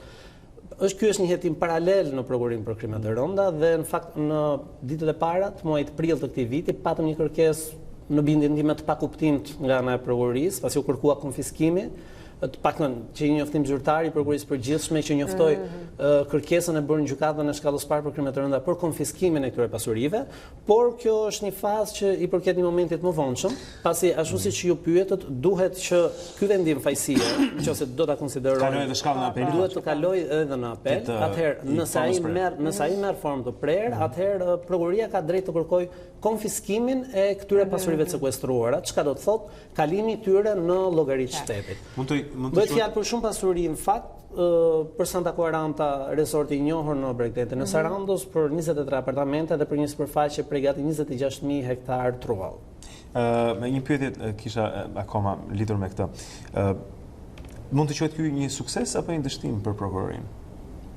Dhe lidhet ky sepse Arta Marku është kryeprokurore e përgjithshme, kjo po ndodh nën qeverisjen e saj të organit të akuzës, ndoshta ndikon, po themi, edhe në procesin për zgjedhje, sepse në një farë mënyrë tregon rezultat ose mungesë rezultatesh. Nëse Balili del me një goditje kështu të vogël, me ndryshimet ligjore të vitit 2017, të prokurorët janë vetë zot dosjes tyre. Pra, nëse flasim për një sukses apo mos sukses të kësaj dosje, ai sukses apo mos sukses i takon prokurorit Anet Nakuci, i cili ka qenë prokurori që ka përfaqësuar, që ka ndjekur hetimet ndaj Kelmen Balili dhe prokurori që ka përfaqësuar çështjen në gjyq.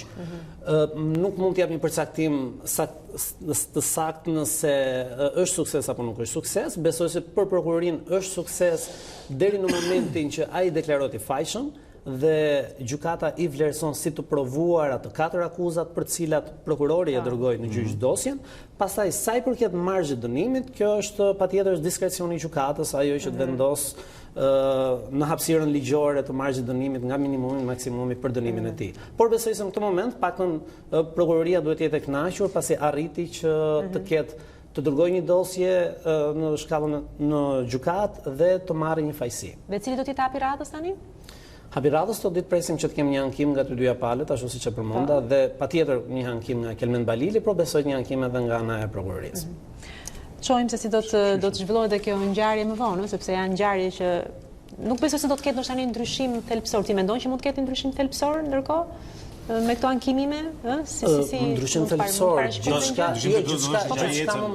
gjithçka mund të ndodhë. Ka pasur edhe në gjykatën për krimet e rënda, ka pasur raste ku kemi pasur edhe pafajësi në shkallën e parë dhe burgim përjetshëm për të njëjtin person në apelin e krimeve të rënda, pra gjithçka mund të ndodhë. Është absolutisht një gjykatë tjetër, është një grad më e lartë, do të jetë një treshe tjetër gjyqtarësh, të cilët bazuar në të njëjtat prova mund të kenë një këndvështrim ndryshe dhe mund të bëjnë një vlerësim të ndryshëm, qoftë të provueshmërisë të akuzave apo qoftë edhe të marzhit të dënimit. Shikojmë atëherë. Mirë, ne mandi vërtet falenderojmë për këto informacione. Do të kemi nevojë për ty me siguri kur të ketë zhvillime të tjera të kësaj natyre në studion tonë. Faleminderit. Jo, faleminderit juve. Armand Bajrami, zonja e zotrinj, me ne këtu në Dita Jonë sot për të folur pak për këto çështje nga gjykatat që janë gjithmonë prezente dhe të komplikuara, do të thënë. Mandi na ndihmon të kuptojmë pak më mirë. Ne kemi mbaruar për ditën e sotme, Dita Jonë vjen drejt fundit këtu, por lajmet nuk mbarojnë asnjëherë në A2 CNN, gjatë gjithë ditës do të gjeni në këtë ekran me kolegët e tjerë. E radhës është? Po, e radhës është si për herë ditari me Alba Lishanin dhe gjithçka tjetër që vjen këtu në ekranin e A2 CNN. Vazhdoni të ndiqni gjithçka që ne ju servirim dhe bashkë takohemi në orën 7 nesër në mëngjes. Mirupafshim.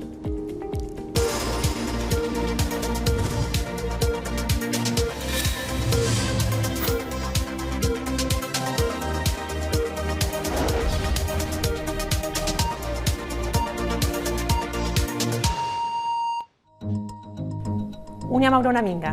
Dhe unë jam Blendi Salej. Për të parë të gjitha videot e emisionit ton, klikoni subscribe. Regjistroni.